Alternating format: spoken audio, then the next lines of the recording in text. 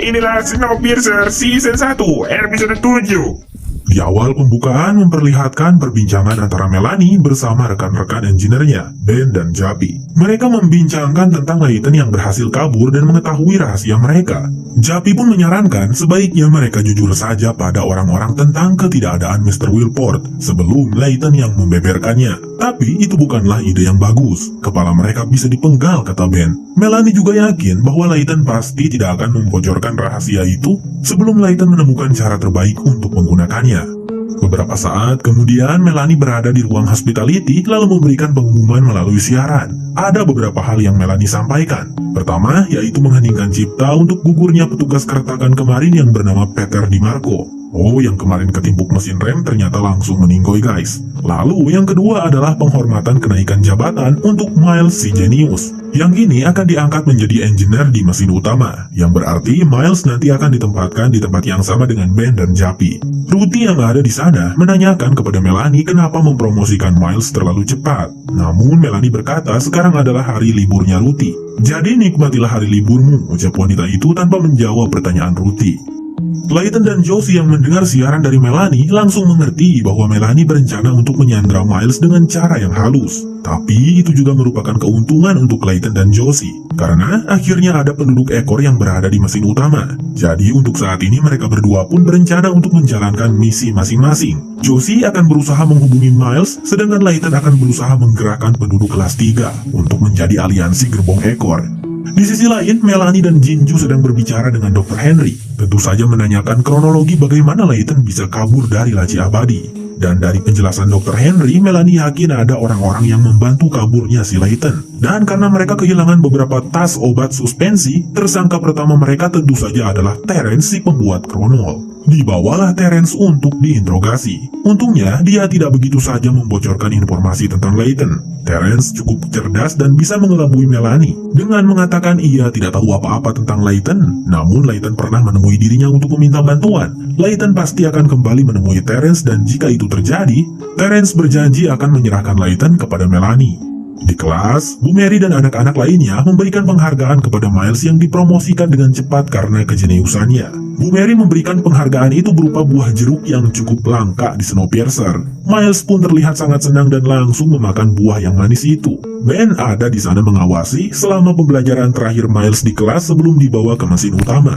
Di sisi lain, seorang pria tulang lunak bernama Clay bawahannya Audrey terlihat mendorong sebuah gerobak yang diberikan kepada Audrey. Dan ternyata setelah dibuka, isinya adalah Layton. Apa rencana Layton kali ini ya? Sementara itu, Komandan Nolan yang melihat Ruti dengan pakaian kasualnya tampaknya merasa tertarik dan mengajak Ruti untuk makan siang. Ruti tentu saja mau. Sudah lama wanita itu mengharapkan bisa berkencan dengan Komandan Nolan. Kembali pada Layton yang saat ini sedang berbicara empat mata dengan Audrey. Di situ Layton meminta Audrey untuk memberikan Layton orang-orang kepercayaannya Audrey di kelas 3. Karena ia memiliki informasi yang sangat penting yang akan ia ceritakan pada mereka semua.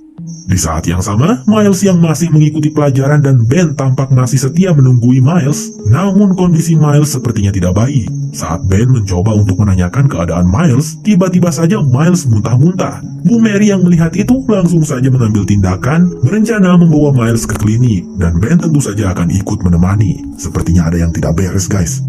Di klinik, Miles pun diperiksa oleh Bu Janet. Awalnya Ben ingin ikut masuk, namun Bu Janet melarangnya dan hanya membiarkan Ben melihat dari luar. Di dalam sana, Bu Janet dibantu asistennya yang rupanya adalah Josie. Mereka ternyata bekerja sama dan sudah merencanakan untuk membuat Miles sakit agar Josie bisa menemui Miles.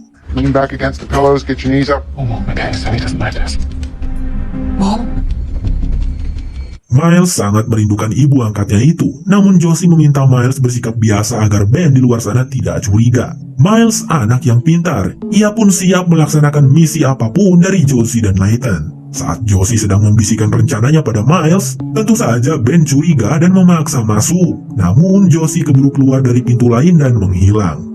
Berpindah kepada Ruti dan Komandan Nolan yang sedang makan siang bersama. Mereka berdua berbincang-bincang hangat dan acara kencan itu berjalan dengan baik. Namun ternyata Komandan Nolan ada alasan lain mengapa mengajak Ruti makan siang. Tak lama Roger dan istrinya datang ke sana. Komandan Nolan menjelaskan bahwa beberapa penduduk kelas 3 merasa muak dan jengah dengan Melanie yang terlalu berkuasa dan berpengaruh pada Mr. Wilport. Jadi mereka ingin menyingkirkan Melanie dan menggantikan Melanie dengan Ruthie. Jika kelas 3 bisa mengajukan petisi untuk mengubah aturan pengadilan, mereka juga bisa dong mengajukan petisi untuk mengubah manajemen, kata Bu Lila. Namun respon Ruthie setelah mendengar itu sama sekali tidak tertarik. Ia percaya kepada Melanie, rekan sekaligus sahabatnya itu.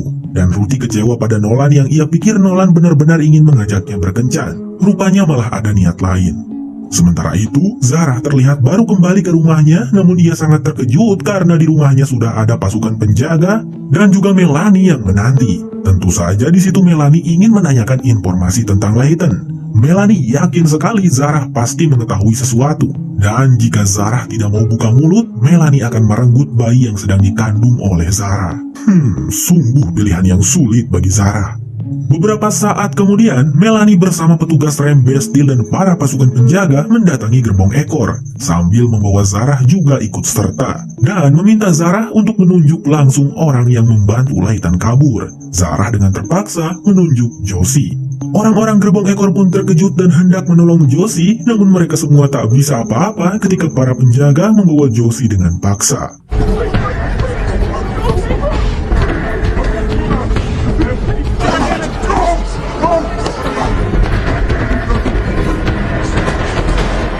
Di saat yang sama, Layton sendiri sedang berbicara serius dengan orang-orang penting dan kepercayaannya Audrey. Layton menginginkan kesetaraan dan tidak adanya kesenjangan sosial di Snowpiercer. Jadi, ia ingin semua orang berhak mendapatkan hak yang sama. Tidak ada kelas-kelasan. Layton ingin mereka semua bersedia untuk melakukan revolusi bersama.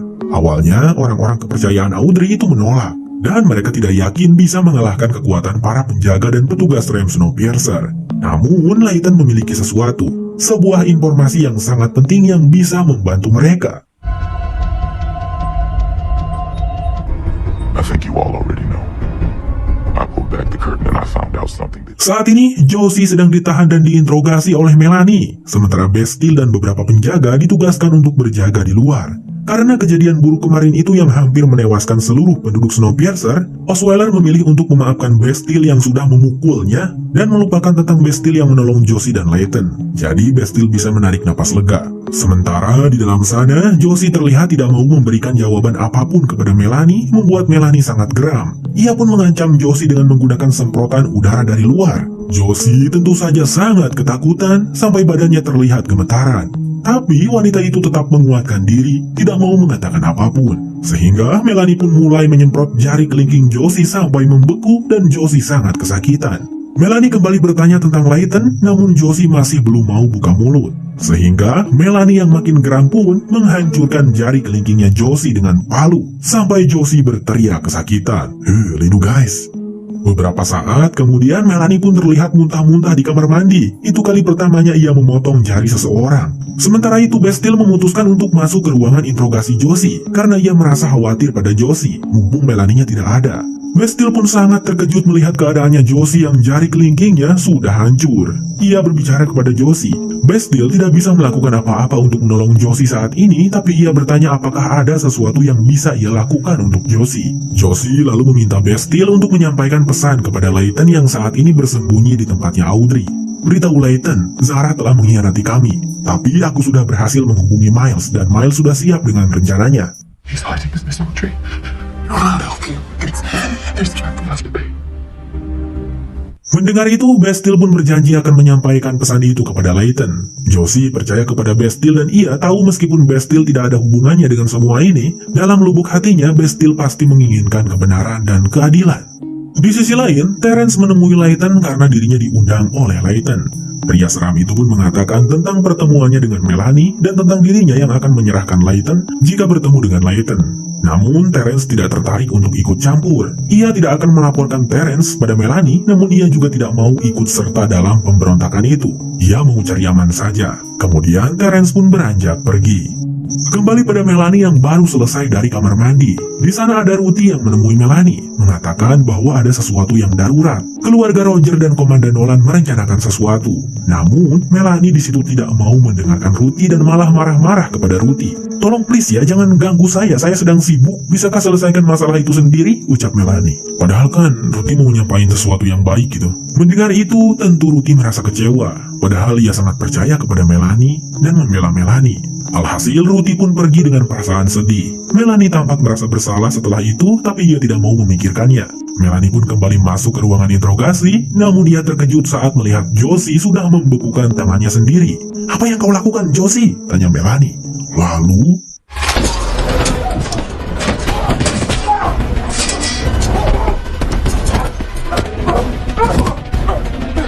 terjadilah pergelutan yang cukup sengit antara Melanie dan Josie. Di sana Josie berhasil mencopot selang udara luar sehingga udara luar kini mulai masuk ke ruangan tersebut. Josie berusaha menahan Melanie sekuat mungkin dan berencana bunuh diri di situ bersama Melanie. Namun pada akhirnya Melanie berhasil melepaskan diri lalu keluar dan mengunci Josie di ruangan itu. Sehingga Josie pun mati membeku di ruangan tersebut.